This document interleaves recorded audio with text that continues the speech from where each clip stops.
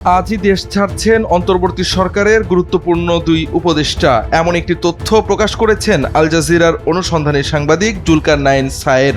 সোমবার ভোরে ফেসবুকে দেওয়া এক পোস্টে সায়ের লিখেন, অন্তর্বর্তী সরকারের গুরুত্বপূর্ণ দুইজন উপদেষ্টা আজ 16 ফেব্রুয়ারি দেশ ত্যাগ করতে পারেন বলে তাদের ঘনিষ্ঠ মহল বরাতে জানা গেছে।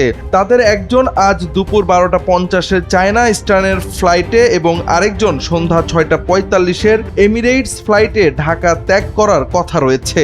যথাযথ অডিট ক্লিয়ারেন্স এবং নিরাপত্তা ছাড়পত্র ব্যতীত এই ব্যক্তিদের দেশ ত্যাগ করতে দেওয়া উচিত হবে না বলে মন্তব্য করেছেন তিনি।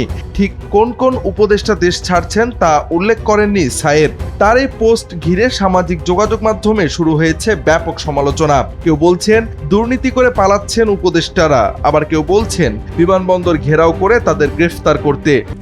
RICL TMX, যুগের পর যুগ স্থাপনা থাকে মজবুত। তবে সায়েরের এই পোস্টের সমালোচনাও করেছেন অনেকেই। যদি উপদেষ্টারা দায়িত্ব পালন শেষে যথাযথ প্রক্রিয়া অবলম্বন করে দেশ ছাড়েন তবে সমস্যা কি, প্রশ্ন তুলেছেন কেউ কেউ। তাছাড়া নাম প্রকাশ না করে সায়েরের অস্পষ্ট এই বার্তা অন্তর্বর্তী সরকারের শেষ মুহূর্তে ভাবমূর্তি ক্ষুণ্ণ করছে বলেও মন্তব্য করেছেন রাজনৈতিক সচেতনরা।